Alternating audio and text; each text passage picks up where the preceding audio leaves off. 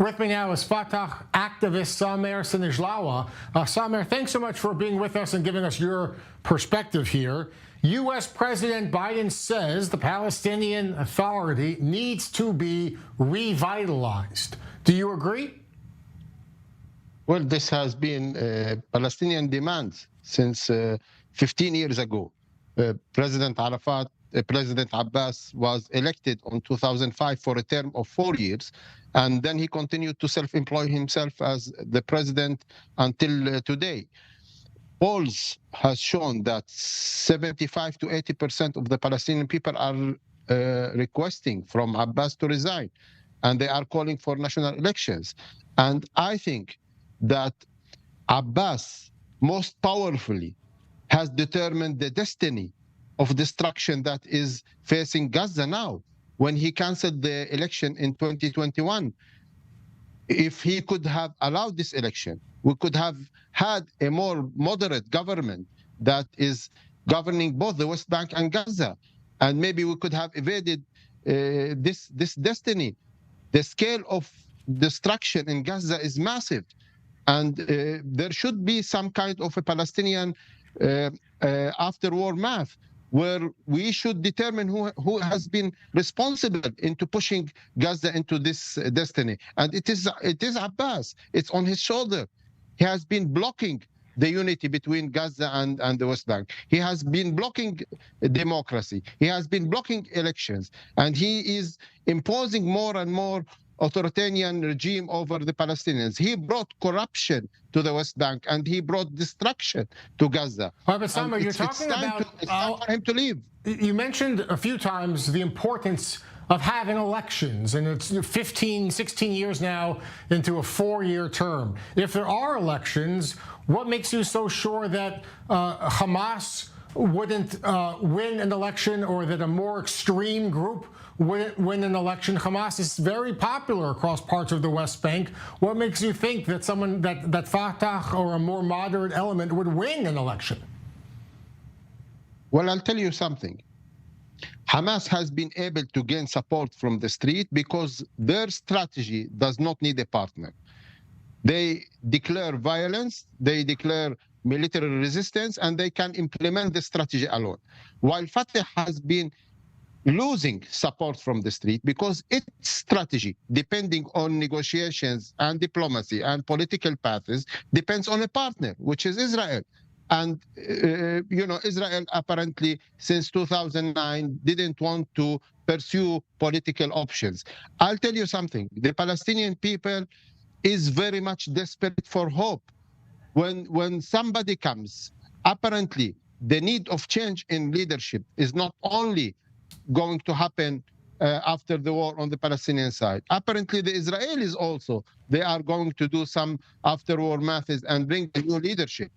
If both leadership are able to offer the Palestinians some hope, people will vote for hope. Palestinian people is looking for a better future, for prosperity, for justice, for security, for peace. By nature, we are looking for positive development in our life. We are the only people that are so sure that tomorrow is worse than today. If somebody comes, a leadership that is transparent, accountable, a representative of the people, elected by the people, and finds the Israeli partner, and finds the endorsement of the international community, including the statement of President Biden, where he said we should have a new Palestinian leadership that also leads towards development to achieve a political solution. Under this equation, the Palestinians massively will endorse this, will elect and vote for peace and for positive political development. But for now, Samer, there's no. I want to make sure I have your assessment here. For now, there are no elections, no election date, no elections scheduled. For now, and we know Mahmoud Abbas is almost 90 years old. If there is no succession plan, if there is no known successor to Abbas, what happens the day after Abbas to the Palestinian Authority and the possibility of governing in Gaza? If there is no election, there's no plan. What would happen in the West Bank and Gaza? Well, if Abbas does not want voluntary to leave the political scene. Now, after the real position of the American president, well, it's a demand, first of all, from the Palestinian public, and now it's the international community also that are demanding him to do some compromises. If he does not want to do it voluntarily, if he does not want to leave the scene, we need to force him to do so.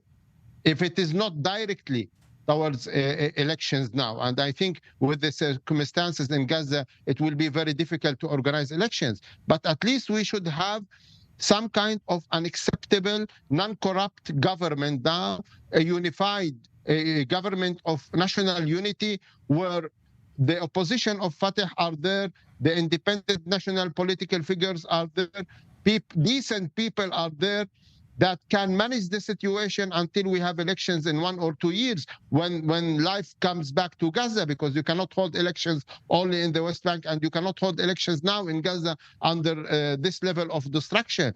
Gaza needs some time until it brings life back to its population, and you need reconstruction, you need to organize a little bit how people are going to live under such harsh conditions. So it's the international community now that should push this, taking into consideration that in 2002 it was the American Condoleezza Rice at that time and President Bush who pushed Arafat to allow a government led by Abbas himself and pass all the authority to Abbas. So we have an example in our history. In 2002, they can do the same exercise now. They need to convince the 90-year-old man that it's time for him to leave, and he needs to give all the authority to a government that is acceptable by the Palestinian and by the international community. Who is going to do the reconstruction in Gaza? This corrupt government? Nobody will trust her. Yeah.